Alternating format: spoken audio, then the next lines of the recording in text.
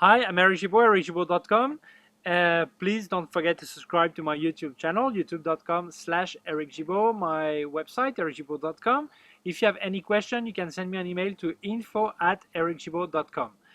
There are some drops falling, some kind of rain. I hope it will stop before, or do not start before the end of the video. Okay, thank you to Claudia for being behind the camera. She's waving with the zoom. Okay, zoom waving. This is a new name invented by Claudia. Okay, so today I'm going to speak about how to add more gear to your basic photography kit.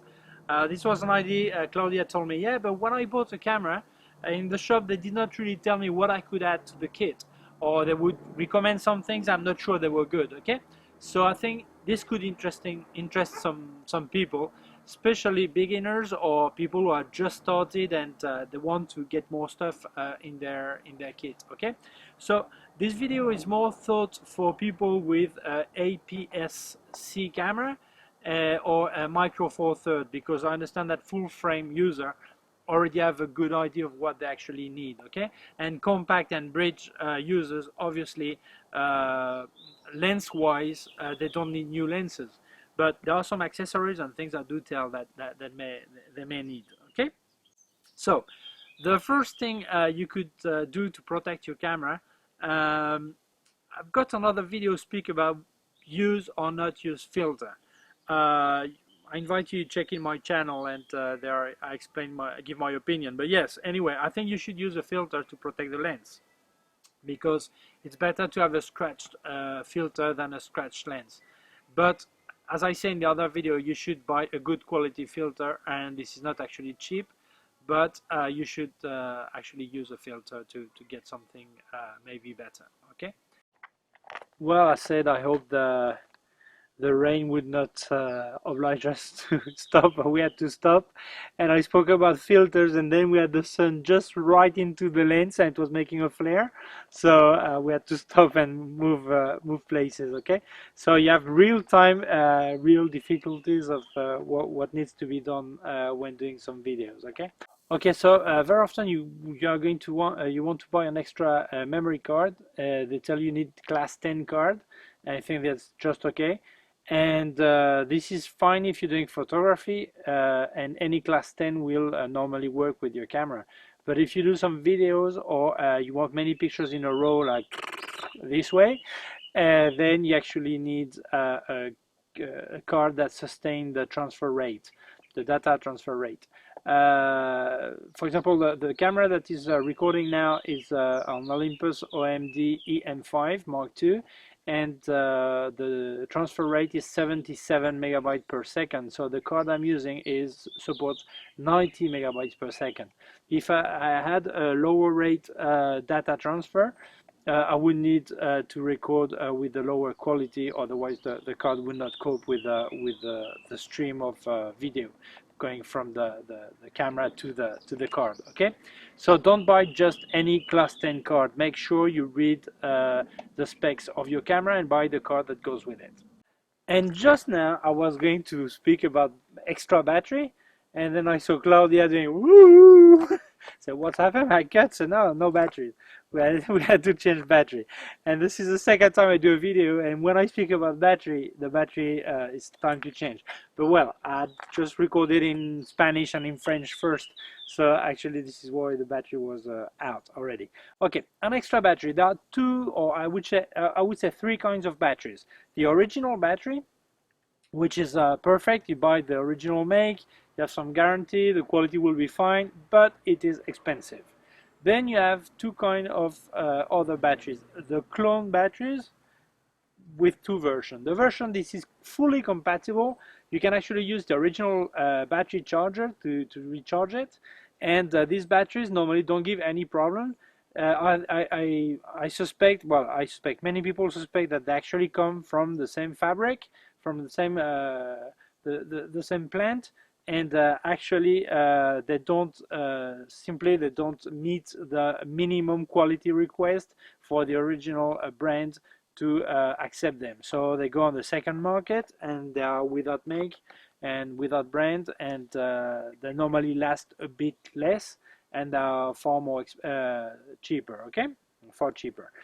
And then you have another kind of clone that needs special charger, battery charger. They normally sell it with a charger, and I don't really recommend that kind of clonic battery because they're not fully compatible. They may damage your camera, they may give some problem. Normally they don't give the information, the exact information of the charging charge level, all this. So I recommend you buy original battery or clone that actually go with the original charger, okay? Then, tripod. Many people want a tripod. They buy any tripod, simple tripod. Don't forget that a good tripod is not something that is cheap. This is expensive. First, the tripod must not vibrate if there is wind or if the floor is not too steady, and then you walk close to it, or a car passes by, or there's some, you're close to the sea and the wave actually moves some rocks or makes some vibration, your tripod may vibrate. So it's important that you buy a good tripod. If you buy the cheap one, you're just wasting your money, okay? So a tripod should be good, okay? Then a camera bag. There are slings, backpack, shoulder bag, all kind of bags. For me, I will do some review about specific bags, but I think it's important that you try to estimate how much stuff, how much gear you're gonna carry in the near future. So if you buy a bag that is too small, you really like it, but then in 2 months time you buy a new lens, it doesn't fit in there. So it's better to have an extra hole in your bag, and then you can put an apple or a sandwich in there when you go around, and the day you have a lens, well, you carry the sandwich in your hand and the lens in the bag, okay? That's dead simple. Then you need a cleaning kit. The sensor at one time will get dirty.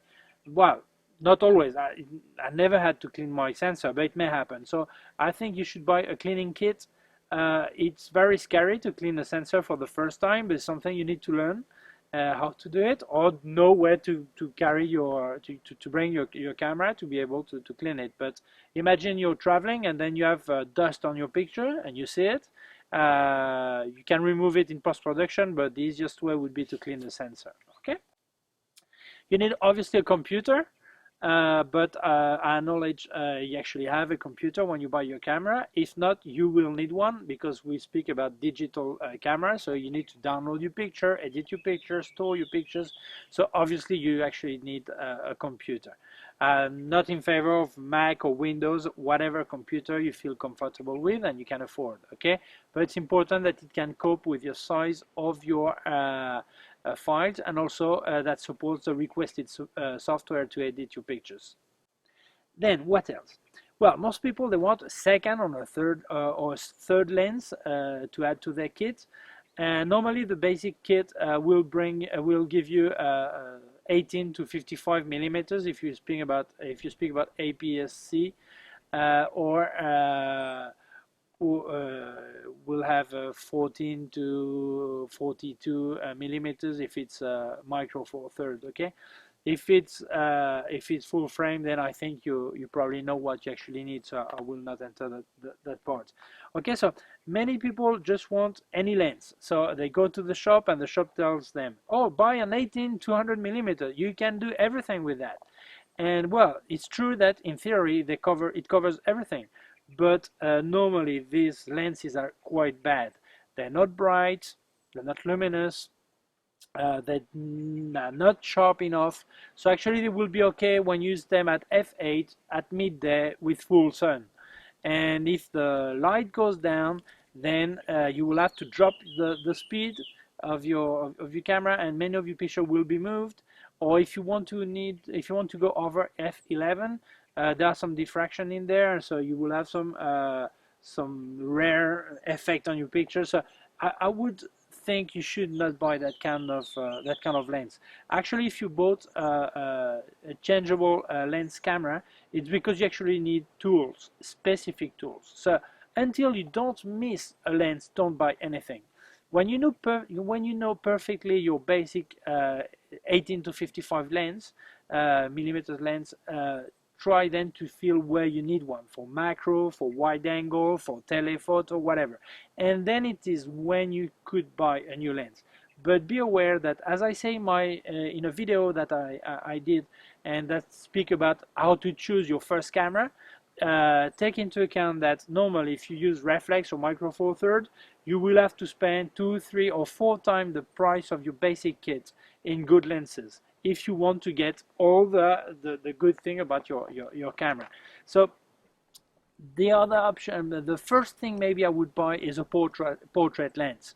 Would be a fixed focal lens. On a reflex, I would buy on a reflex APS-C camera. I would buy a 50mm 1.8. The Canon one is really cheap. It looks really plastic, but for this price, this is a bargain. You will get quite a good quality for the price it has. The Nikon one is fine too. It's a bit more expensive. It's a very good lens. And if you're on micro four thirds, maybe you should check, if you cannot afford an Olympus or Panasonic prime lens, maybe you should check a Sigma 60mm 2.8. It's really affordable. It costs about 150 euros, and it's 2.8, which is not the widest aperture, but it's quite good for what you could do. Okay, and 60mm, it gives you quite a bit of space to have some out of focus. Okay, so that's fine. Then what else?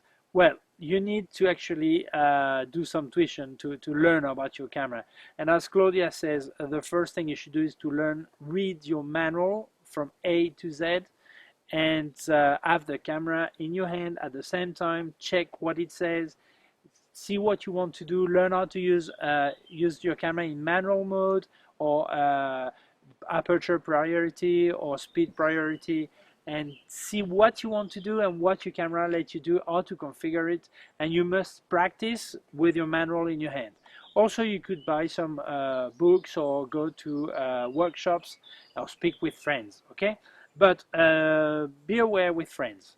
Especially when you want to buy gear. Many people recommend the gear they would like to have, but they cannot afford. Others recommend the gear they have because they know there is something a lot better, but they don't want you to have something better than them. Although they don't tell it. This is some kind of jealousy. Okay, so of course there are some good friends that are honest and will recommend you perfectly, but try to check more than one person. If you speak to sellers, there are really professional sellers that will actually advise you properly, and others that will just try to sell you what give them the best margin. Not the most expensive, not the cheapest, but the best margin for them. No. But be aware that if you speak to 10 persons, there will be 10 opinions. So try to decide what you actually need. And when you get extra gear, think first before buying. Okay, I think that's all. Thank you very much for watching my video. Don't forget to subscribe to my YouTube channel, youtube.com/ericgibault. You can check my website, ericgibault.com. If you have any question, you can send me an email to info@ericgibault.com. And my Facebook, facebook.com/ericgibaultphoto, my Twitter, ericgibault, my Instagram, ericgibault, my Google plus ericgibault. Thank you very much to Claudia, who is waving goodbye with the Zoom, and for helping me. And thank you for watching this video. See you very soon.